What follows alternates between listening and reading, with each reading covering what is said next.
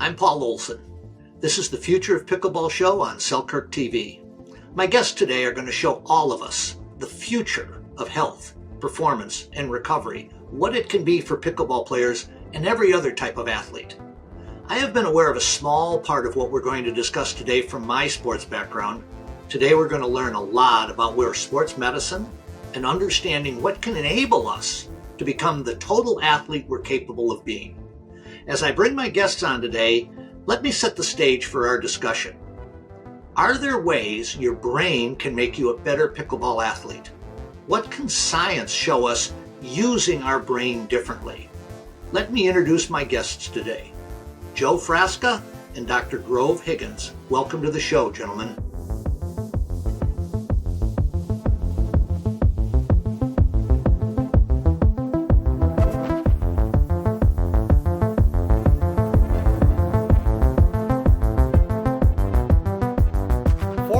Into this show, I want to talk to you about Selkirk's amazing line of pickleball nets. Whether you're just starting out or you're a seasoned pro, Selkirk has the perfect net for you. When you choose a Selkirk net, you're not just choosing any net. You're opting for the official net of the PPA Tour, where excellence meets professional play. With Selkirk's line of nets, you can play pickleball anywhere. Selkirk's range of nets cater to every player's needs, offering budget-friendly choices for casual enthusiasts and premium options for those who want a more competitive edge, ensuring quality play for all levels. I've got a Selkirk net myself, and let me tell you, it's a game changer. It's all about playing on your terms wherever you want. So if you love pickleball as much as I do, check out Selkirk's pickleball nets. Get the freedom to play anywhere and elevate your game with the net trusted by the pros. Selkirk's got you covered. If you're interested in getting a net of your own, go to selkirk.com/collections/nets. You can also find this link in the description of this show. All right, let's jump into it. Hello, I'm Paul Olson. Welcome to the Future of Pickleball show on Selkirk TV. Today we have a really interesting show about something that should affect all of us. Health, wellness, how we take care of ourselves in the pickleball space. My guests today are going to show us all how the future of health, performance, and recovery can be for pickleball players and every other type of athlete. I have been aware of a small part of what we're going to discuss today from my sports background. Today we're all going to learn a lot about where sports medicine, the understanding of what can enable us to become the total athlete we're capable of being. And as I bring my guests on today, let me set the stage for this discussion. Are there ways your brain can make you a better pickleball athlete? What can science show us about using our brain differently? Let me introduce my guests today. Joe Frasca and Dr. Grove Higgins. Welcome to the show, gentlemen. Nice to meet you, Paul. Hi, Paul. Good to see you again. I've known Joe for a long time. He and I have been around the pickleball space for quite a while. Grove, I've had a couple conversations with. There's some really interesting stuff we're going to do today here, so hang on. Before we get started, I do want to ask you, if you like this show and what we do on it, hit the like button, subscribe, and hit the notifications button so you'll get all of these shows as soon as they come out. Joe, let's start with you. Can you give me a little bit of an idea as to what your past is, what you have been doing in the pickleball space in the past and where you are today? Yeah, thanks, Paul, for the question. I started out in 2017. Like everybody else, somebody said you should try this game out. I went down to the local courts, fell in love immediately, and was fortunate to have some pretty good players in the area to train with, and I got into competitive pickleball within my first year, really, and had some success at the 5-0 level.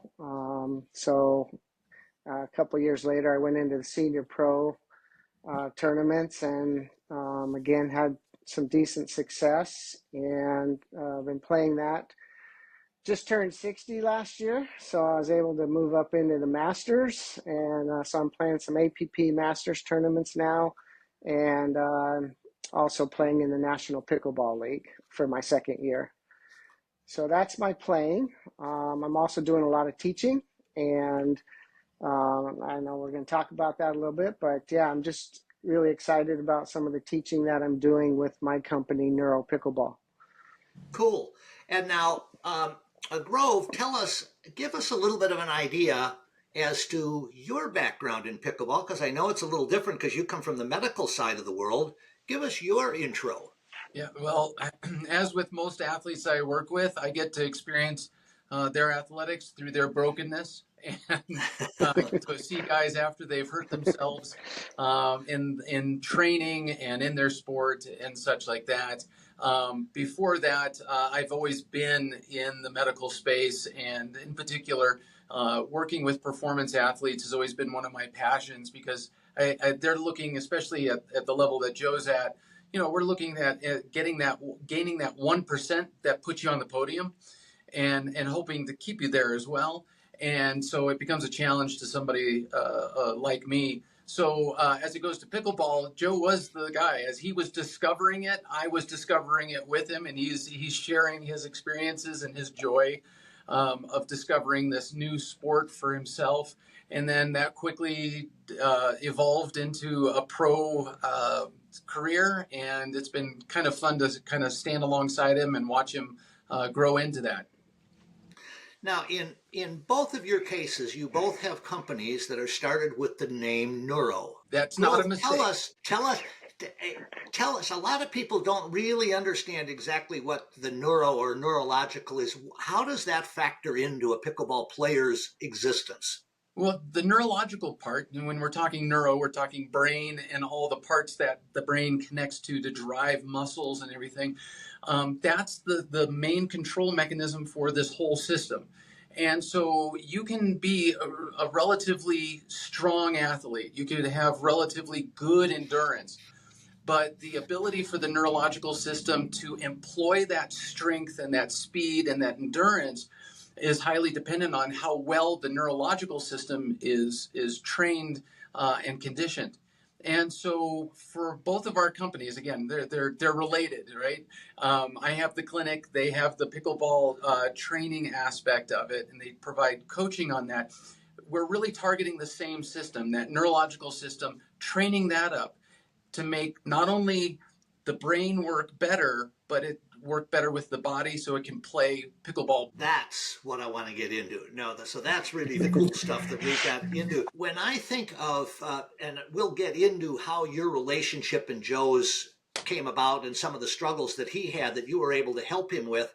But when you're working with an athlete that comes in to see you, let's say that is broken, in general, what is the approach that you're taking that might be different or might be more on the leading edge of where medicine and recovery is going? Yeah. So most people, the problems that they come in with are repetitive motion type things. So they're over in pickleball. Let's just stick with pickleball. They're over gripping. They're using too much wrist and not enough body. Things like that. And so parts get worn and they break down. That type of thing.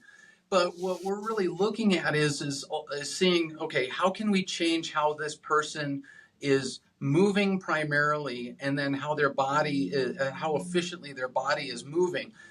Because if you're moving efficiently, and just like as you gain new skills in a sport, you start to move more efficiently, your speed on the court increases without increasing the effort behind it. Your speed, because you're recognizing situations and directions that the ball is moving or the way the opponent is moving. So the brain coordinates all of this, and so when somebody comes into me with a problem, we're looking not only at why is that elbow hurting, but also what are the skills behind that movement that might be causing that to happen. So we're not just looking at it from you got a tennis elbow from too much flick with the wrist all the time. It's why are you doing that? And you fix that why, you fix the problem inevitably. That really is interesting because one of the things, I was a tennis teaching pro in my past and went through quite a bit of training in that. And we were always dealing with how do we get a student or a trainee practicing something better? How do we set up their motion, their stroke? And one of the things that I found really interesting in my first conversations with Joe about what you guys are doing is how you approach how the brain affects everything first. Can you expand on that a little bit? Sure. The brain's taking in lots of information, both from outside. So if you're on the court, it's taking in what's happening on the other side of the net, the wind and such like that, and all that. But then also what's happening inside. And then it's looking at what's coming at it. So in the case of pickleball, the ball's coming over and it's coordinating a response to that ball as it's moving across the net and to your left, say. And so if the athlete is trained well, those movements to counter that and to go in and dink the ball back over the net comes very intuitively. You know, the better athlete, it's almost as though they're not thinking the game. The game just happens reflexively, effortless. And when you look at them as an observer of the game, they look fluid. They look like they're ahead of the ball, like the ball. They're seeing the future and they're where the ball's going to be, you know, things like that. And so again, looking at the nervous system as a trainable part of the body, and really the part that really matters the most, we can help athletes gain that no matter what their age, no matter what their skill level is, by training it the right way. So that way, again, is taking in all this information, setting it up with the skills that you teach them as a coach, and the body drives to the goal much faster, safer, and with less of that repetitive injury that I end up getting to see on my table. Sure. Joe, you know, in your background, you're a professional educator. You've been an athlete your whole life, and now you're competing at the highest levels in the senior end of the game. How did your relationship with Grove come about? Because we're going to get into some things that you had to have work to fix you. How did that start? Is this going to be a 2-hour podcast, or do I just No, pick but some you of can my get to injuries? it. So I met Grove through a mutual friend probably 17 years ago when I was playing tennis. And she said, you got to go see him. And so I went in, and he did the typical chiropractic treatment on my tennis elbow. But what he also did was said, Joe, when you go home, you need to do this, this, this, and this. And me, not listening like I always have to my parents and everybody else that I should listen to, I said, yeah. And I kept having the same injuries over and over. When I started playing pickleball and knew that this was going to be something that I was going to do for a long time and take seriously, I started finally listening to Grove about the off-court things that I need to be doing, both for injury prevention, but also for my performance. And it was unbelievable how people started commenting on, Joe, you're seeing the ball before I even hit it. Joe, you're so on balance while you're playing. And I thought, man, this guy really knows what he's talking about. And so I really invested 100% into Grove. And he created programs for me. Like I said, not only for performance, but I was breaking down. And I used to text him. He's going to get a text in a day or so saying Humpty Dumpty needs to come back. That was kind of our joke, is I break down, he puts me back together. And we've been doing that for, like I said, 17 years now. Now, I know from conversations that we've had that you had some fairly serious issues in terms of you had some, well, other than those issues, Joe, but you had some concussion protocols in your lifetime, and you had some chronic back issues that really challenged you as an athlete, didn't you? I did.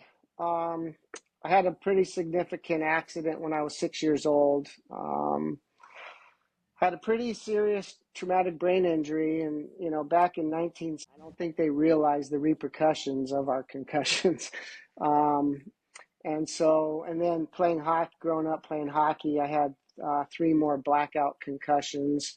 And again, all of that cumulative started coming out when I started playing professional pickleball. And it was Grove who had to try and put the pieces back together time and time again.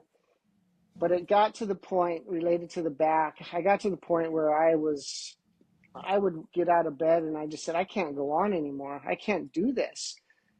And I'd go down into my basement and I'd do the program that Grove told me to do.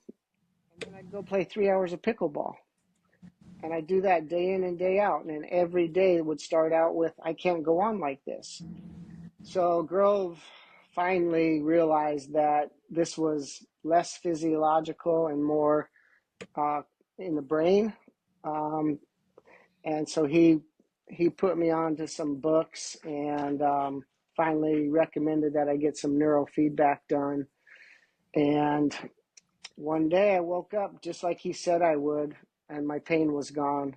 It was like a miracle. Now, when you say that, you need to explain to us a little deeper, or Grove, perhaps you can jump in on this. What was it that you were identifying that he had not seen before that you recognized needed to be fixed or changed or adjusted in his sports protocols? Well, we identified, really early on that, with the pain that just keeps reoccurring, there's usually something deeper involved with that. And like Joe already alluded to, he was kind of going for the fix and not for the cure in the beginning.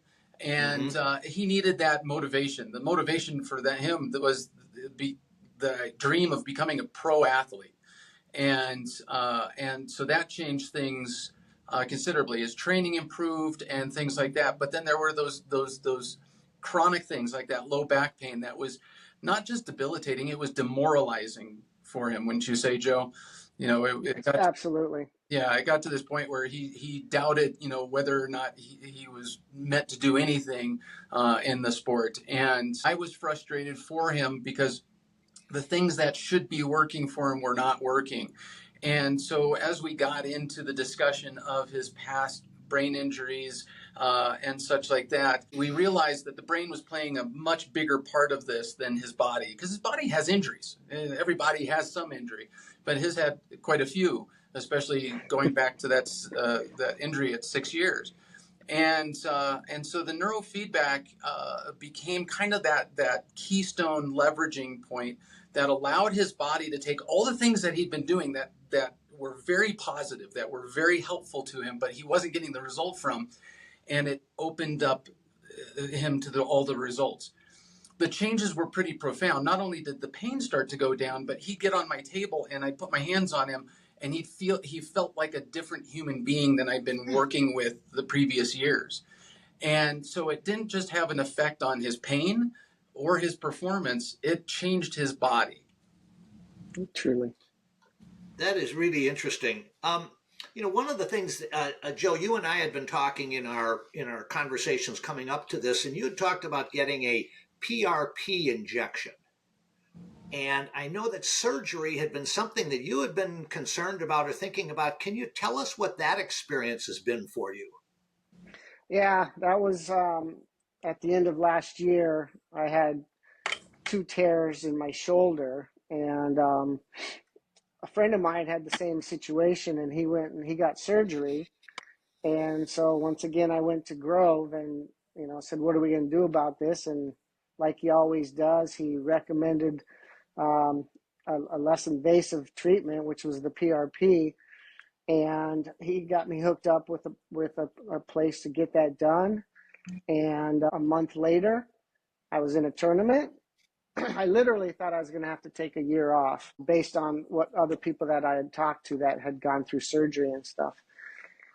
A month later, after my PRP, I had a tournament. I played. I was really happy with the way I played, but it was sore. Overall, I could tell that things were getting better.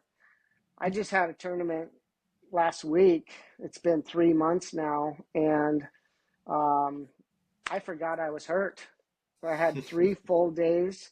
I was on the podium, and I literally, after that tournament, I went, "Oh yeah, I'm supposed to be hurt right now." And it was just, again, like my body had changed over the time with the neurofeedback. I feel like my shoulder has just completely changed back to where it used to be. Grove, would you explain what PRP is? Because it took me a while to figure it out, and Joe may not remember.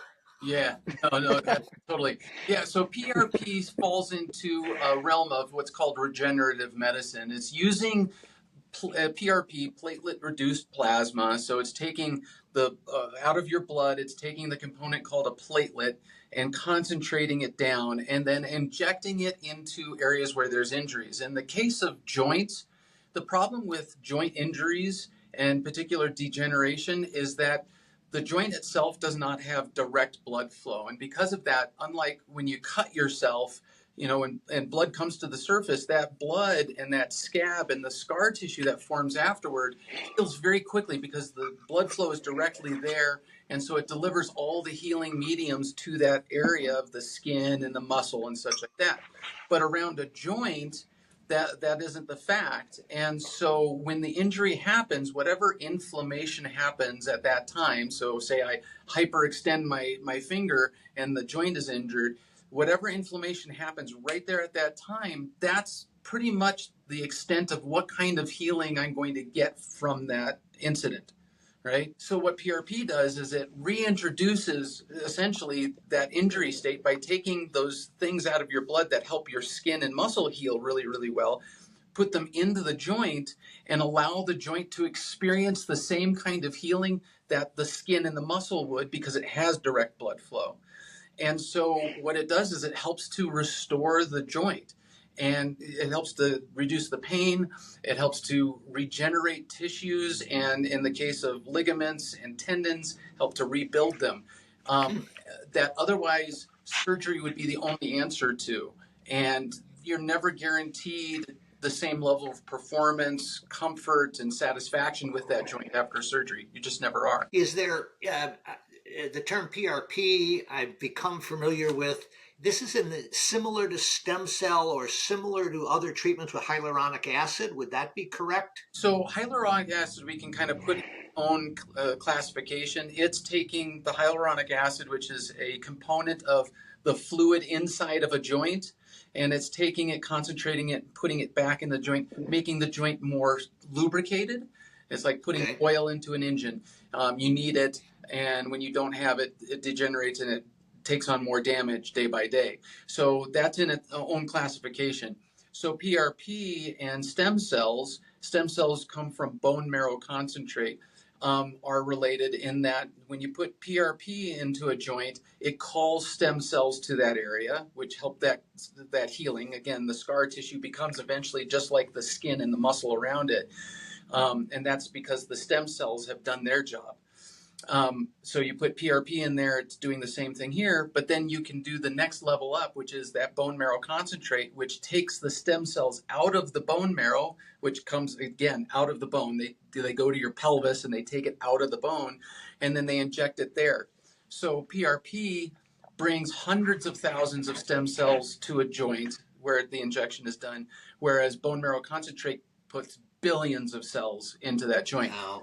And so the choice of doing PRP versus bone marrow really depends on the injury, the health of the person, and the what the practitioner thinks is going to get the biggest bang for the buck, because there is a cost involved.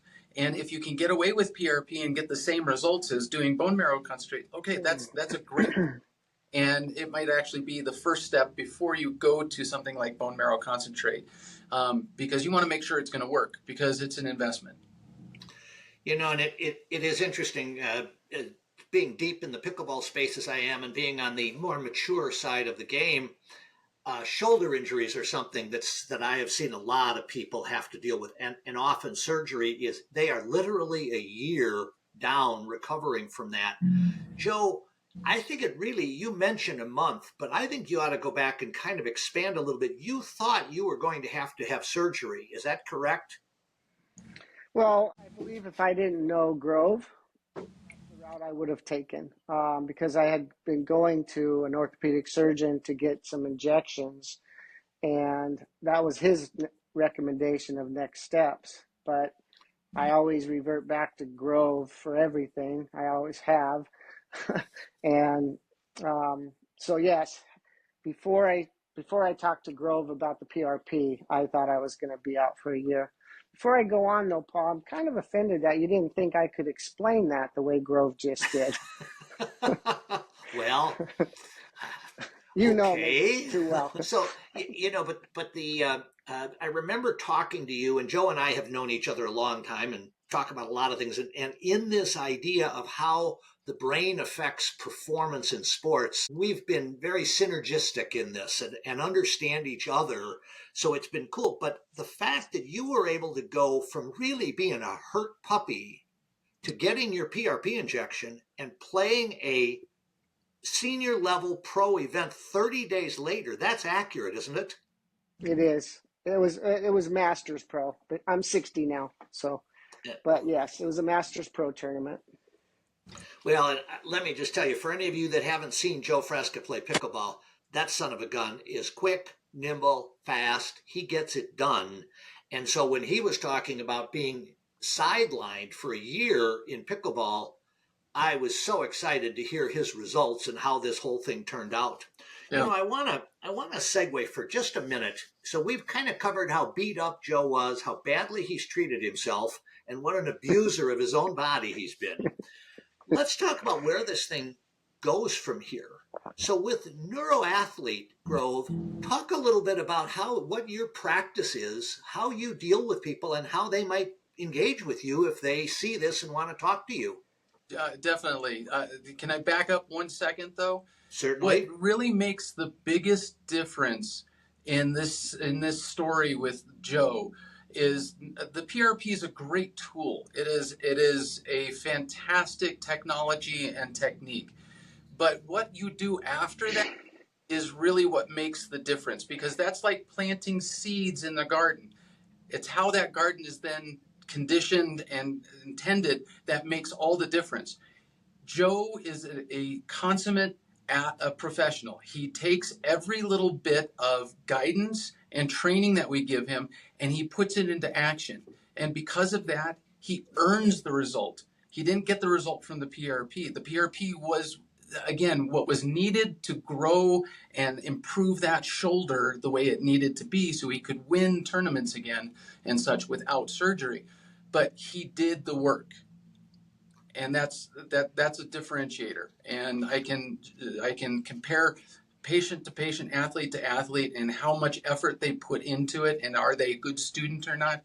And the results are very different results for them. So if you're gonna make that investment, you need to want the result that Joe wanted and put the same effort behind it. So going back to the first part of that question, or the question itself. So we're here in Colorado Springs and Monument area of Colorado, southern part of the Front Range here. And we have athletes come from all over the place.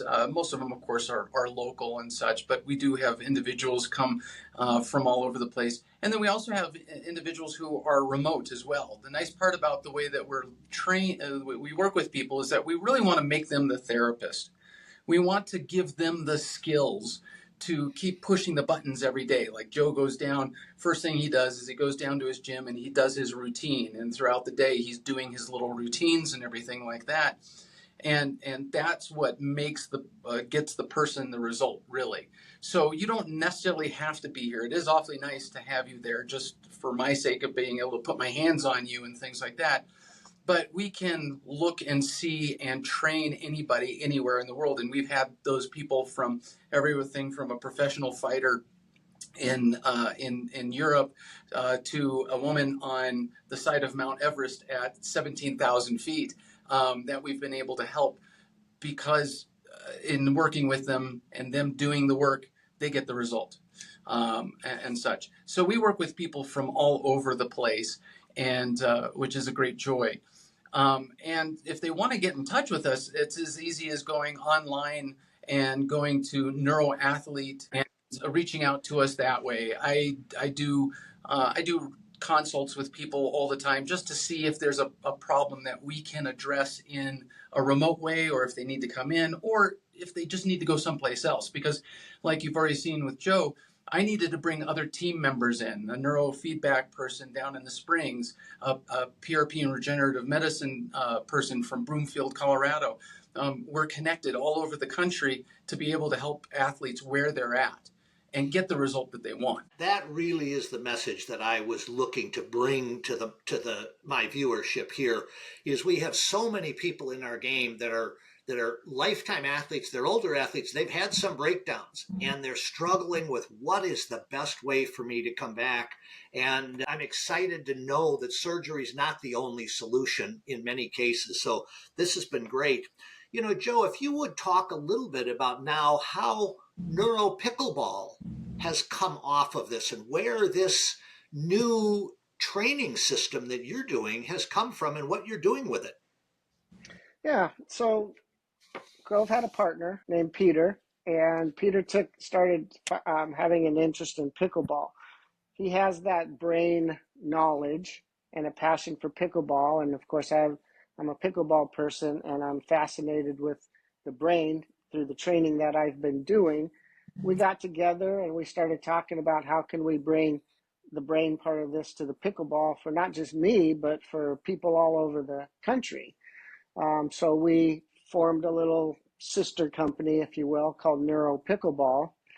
And basically it's pretty complex now because we're trying to meet the needs of a lot of different populations. But basically it's taking the process I went through, the vision training, balance, mobility, agility, and giving that to our clients. We do that through clinics, large group stuff where we'll introduce a few priming techniques, a few visual priming techniques and mobility of the shoulders and stuff. Or we work individually with typically players that are at the 4 or 5 level wanting to get to the 5.0 or pro level. And we create a program individually for them that incorporates all of those things that I've been doing with Grove all these years. You know, it's interesting to me when you mentioned the visuals. Back in my past, I was actually part of a study done by the Tennis Association for teaching professionals as to how to get students to understand you're not watching the ball. And they were finding that the pro coaches that was the singularly most common remark they made all day long, and they couldn't understand why the student wasn't understanding it. And so they were doing a study as to how do we figure this out? Is there a way that we can get the student to understand maybe there's a level of accuracy in your visual acuity that could change the way your brain is able to make things happen? So as Joe and I were having that kind of a conversation one day as he was telling me about his NeuroAthlete, and that really led to my real interest in following and ultimately to having this get together today to talk about this stuff. You know, when you talk about it, explain that a little bit more in depth, because a lot of people who may very well think they're watching the ball well and they're not, how would you explain that to them where they could benefit from a higher level of precision? Sure. So from my understanding, and this is arguable, I think, but there's approximately 21 vision skills. We think of peripheral vision, we think of 20/20 vision, but there's several others. I think the one most specific to pickleball is what's called focal accommodation, the ability to focus in on something, let's say from 14 feet away, and then to focus on something right here, right? Which is what's happening all the time in pickleball. Well, that's a skill that you can actually train to better focus in on that object, like I said, from far away and then up close. So that's just one example of a way to improve your visual skills. We talk a lot about, and we do this with our clients where we have them volleying 2 balls or throwing 2 balls back and forth. And we always get this question, well, should I be looking at the ball or should I be looking at the person? And that's a great question because we filmed some pro players from the side as they were volleying, and you'll find that some of them actually stay focused on what's happening on the other side of the net, and others, literally, their eyes will come back to their paddle. So my belief is having strong skills in both of those, which is focal accommodation, is going to make you a better pickleball player. You're going to be able to react to that ball quicker. You're going to be able to anticipate better. So it's things like that we work on. for me, when I first started, because of my brain issues, we have issues here. I had balance issues. So somebody throws a lob up, and I'm coming up and turning like that, and I'm getting dizzy.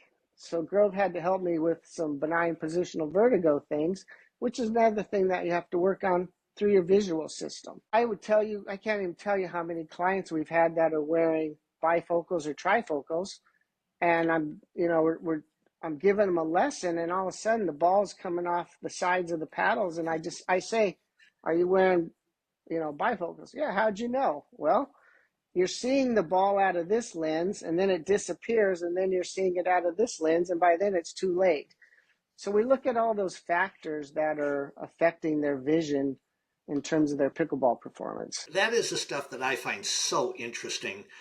When we talk about hand speed and hands battles, in the pickleball game, isn't a lot of that dictated by how quickly someone can pick up the ball initially? Absolutely. And that's a trainable skill, isn't it? It absolutely is. Yep. This is, to some degree, we've accomplished our goal here. But Joe, I want you to tell me a little bit about when you run. Why don't you explain to people what your clinics entail, what someone who would sign up to come to one of your events, or maybe even want to host one at their club and bring their players together, what would that clinic look like?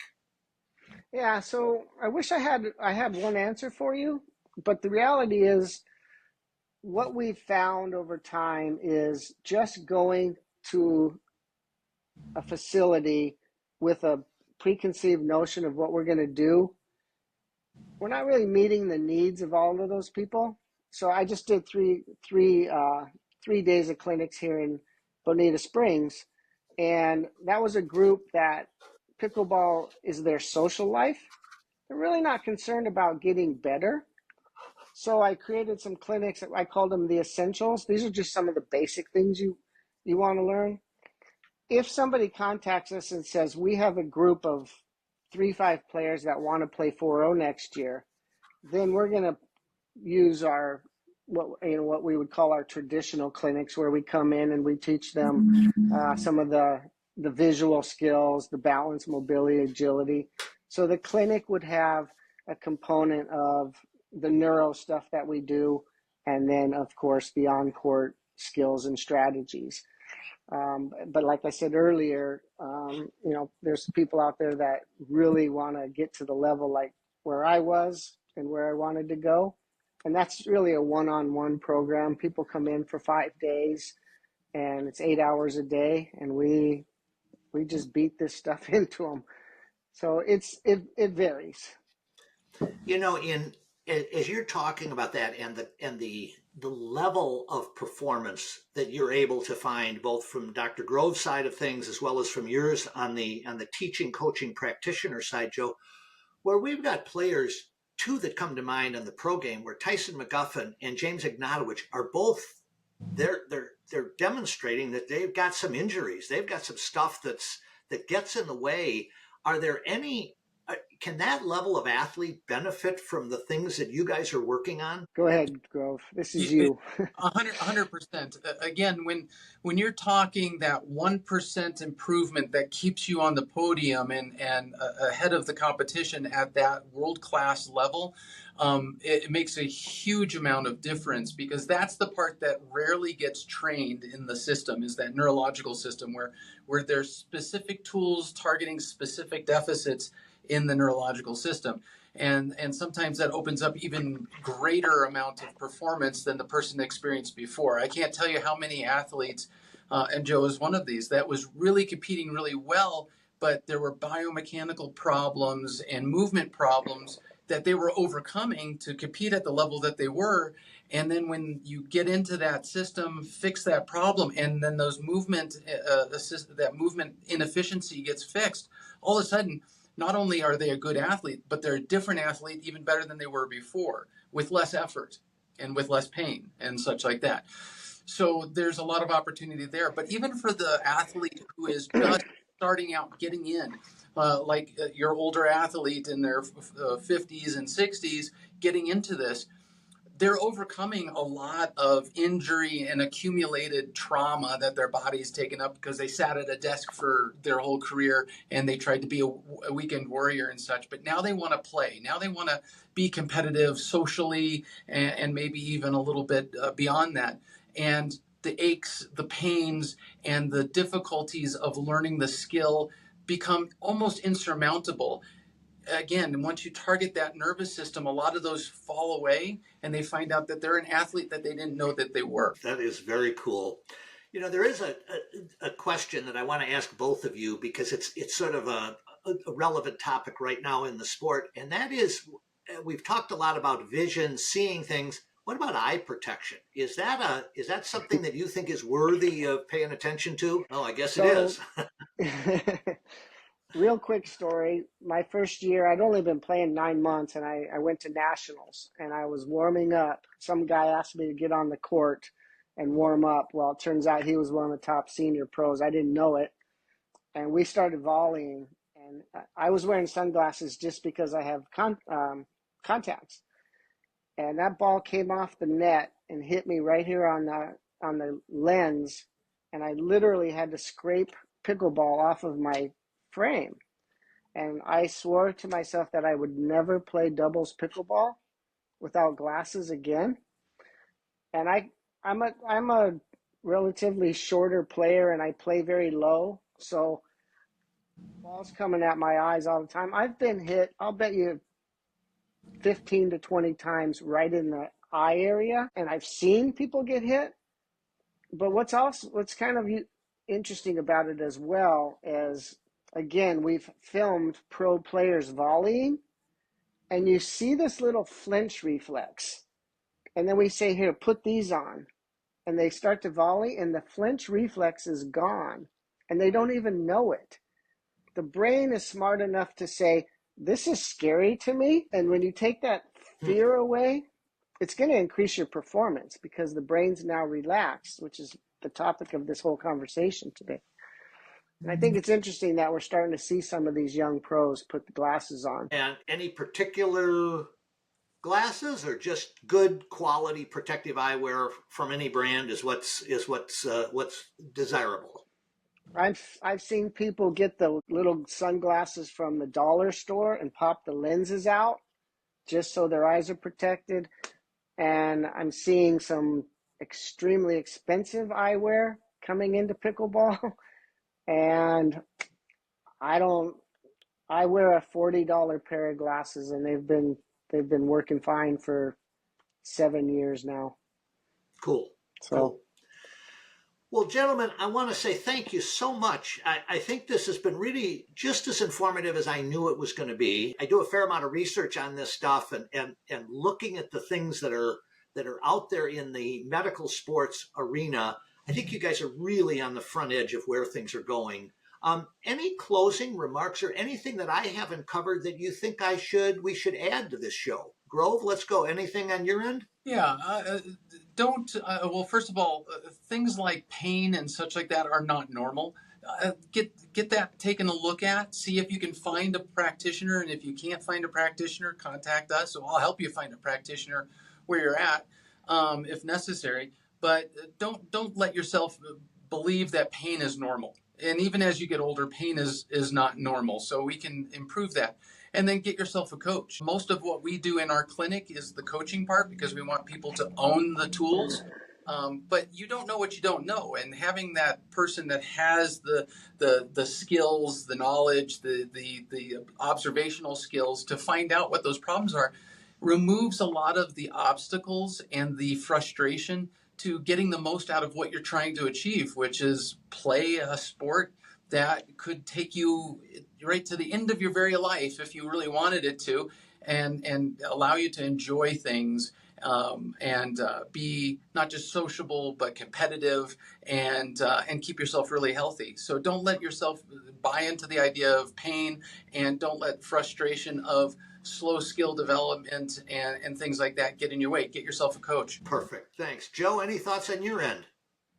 Well, just to echo what he said, I mean, I'm the living proof of what he's talking about. I've had injuries from head to toe, and because I've dealt with them, I'm I'm back out. I'm having fun. I'm staying competitive, and but it wouldn't have been possible had I not met Grove and gone through the processes that he's talking about.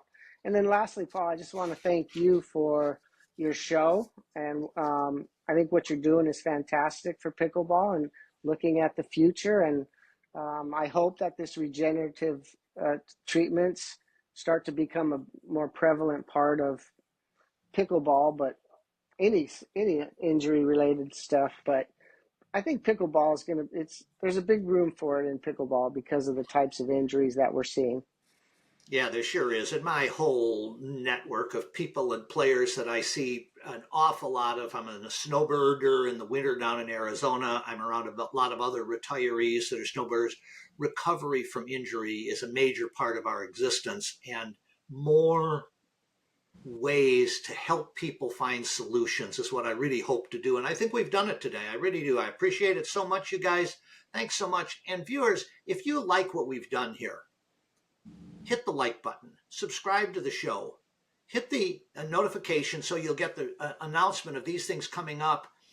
And the last thing I want to ask of you is if there's other subjects that you think would be good for the pickleball community, make them in the comments.